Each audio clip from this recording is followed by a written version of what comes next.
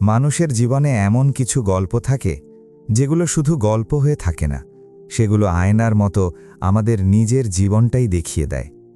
আজকের গল্পটি ঠিক তেমনই একটি গল্প। এখানে আছে একজন ছেলের নিঃস্বার্থ ভালোবাসা, একজন মায়ের নীরব ত্যাগ, আর একজন রাজার ভুল বিশ্বাস যা একদিন ভেঙে চুরমার হয়ে যায়।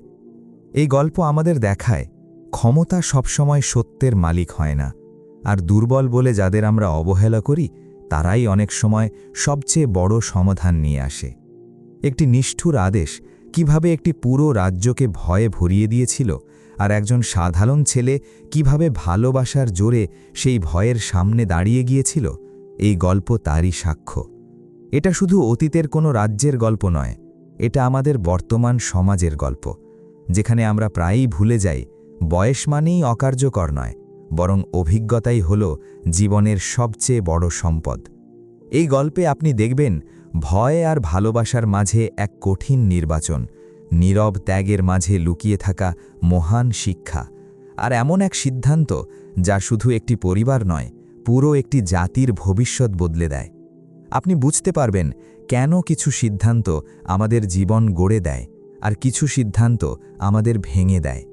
এই গল্প আপনাকে মনে করিয়ে দেবে যাদের আমরা সময়ের ভারে বোঝা মনে করি, তাদের মধ্যেই লুকিয়ে থাকে জীবনের সবচেয়ে গভীর জ্ঞান। শেষ পর্যন্ত দেখলে আপনি উপলব্ধি করবেন ভালোবাসা কখনো দুর্বলতা নয়, ভালোবাসাই পারে নিষ্ঠুরতাকে নত করতে, ক্ষমতাকে বদলাতে, আর একটি রাজ্যের ভাগ্য ঘুরিয়ে দিতে। আজকের গল্পটা মনোযোগ দিয়ে শুনুন, কারণ এর প্রতিটা মুহূর্ত আমাদের জীবনের গভীর একটা সত্য শেখাবে, আপনাকে এমন একটি শিক্ষা দেবে যা হয়তো আপনার জীবনের পরবর্তী সিদ্ধান্তগুলোই বদলে দিতে পারে।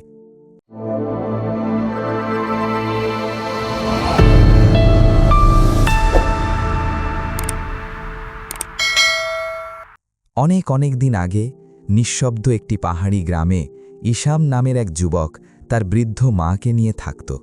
তাদের বেশি কিছু ছিল না, একটা ছোট কাঠের কুটির আর একটু চাষের জমি, কিন্তু তাদের হৃদয় ছিল শান্তি আর হাসিতে ভরা। প্রতিটি সন্ধ্যায় ইসাম তার মায়ের পাশে বসে থাকত। সূর্য যখন পাহাড়ের ওপারে হারিয়ে যেত, মা তখন তাকে গল্প শোনাতেন।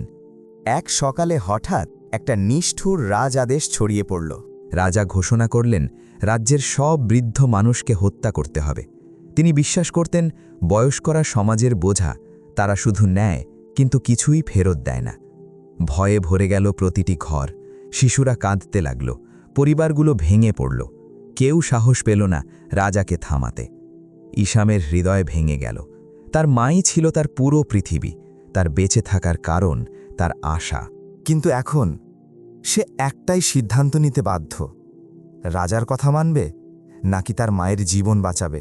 সেই রাতেই সূর্য ওঠার আগে ইসাম চুপচাপ কিছু খাবার গুছিয়ে নিল, মায়ের কাঁপা হাতটা ধরল এবং ফিসফিস করে বলল, চলো মা, আমরা চলে যাচ্ছি। সে মাকে পিঠে তুলে নিল, ঠান্ডা পাহাড়ি পথে উঠতে লাগল। পাথর তার পা কেটে দিচ্ছিল, কাঁটা তার কাপড় ছিঁড়ে ফেলছিল, কিন্তু সে থামেনি। দুর্বল আর কোমল মা পথে ছোট ছোট ডাল ভেঙে ফেলছিলেন এবং চুপচাপ পথে ফেলে দিচ্ছিলেন। ইসাম জিজ্ঞেস করলে তিনি মৃদু হেসে বললেন, যাতে তুমি ফিরে আসার পথ খুঁজে পাও।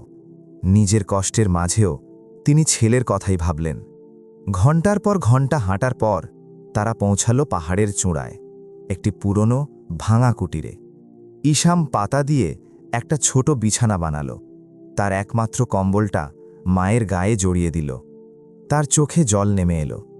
সে জানত মাকে এখানেই রেখে যেতে হবে।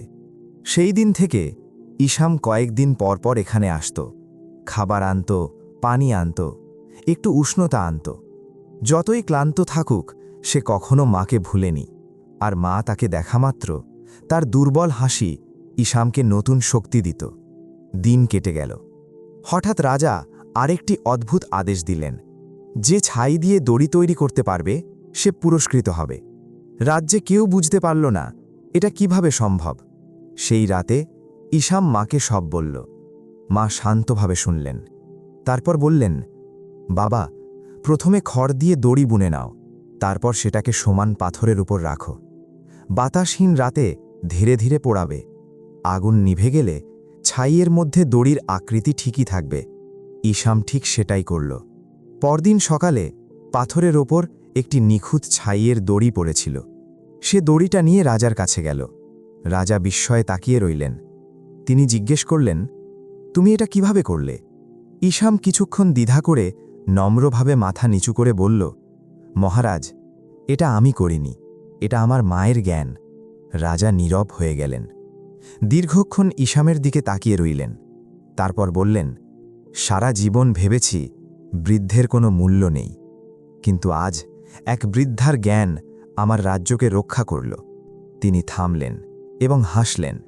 তোমার মায়ের প্রতি তোমার ভালোবাসা তোমার আমার প্রতি ভয়ের থেকেও বড়। সেই দিনই রাজা তার নিষ্ঠুর আদেশ বাতিল করলেন। ঘোষণা দিলেন, রাজ্যের প্রতিটি মা বাবাকে রক্ষা করা হবে। মানুষ আনন্দে কেঁদে ফেলল, আর ইসাম তার মাকে শক্ত করে জড়িয়ে ধরল। সেদিন থেকে গ্রামে আবার শান্তি ফিরে এলো। মানুষ আবার তাদের বাবা মাকে সম্মান করতে শিখল। কারণ জ্ঞান বই থেকে জন্মায় না, জন্মায় ভালোবাসা থেকে, অভিজ্ঞতা থেকে, ত্যাগ থেকে। আজকের পৃথিবীতে আমরা সফলতার পিছনে ছুটি, স্বপ্নের পিছনে দৌড়াই, কিন্তু আমরা প্রায়ই ভুলে যাই যারা আমাদের হাঁটতে শিখিয়েছে সেই হাতগুলোকে। আমাদের বাবা মা যখন বুড়ো হয়ে যায়, তাদের আমাদের টাকার দরকার হয় না, তাদের দরকার আমাদের সময়, আমাদের কণ্ঠ, আমাদের ভালোবাসা। তাই তাদের ফোন করো, দেখতে যাও, তাদের হাত ধরে রাখো, কারণ একদিন তুমি বুঝবে তাদের দোয়াই ছিল তোমার জীবনের সবচেয়ে বড় বরকত। তোমার বাবা মাকে সম্মান করো, কারণ তারাই তোমার শেকড়, যারা তোমার জীবনকে দাঁড় করিয়ে রেখেছে।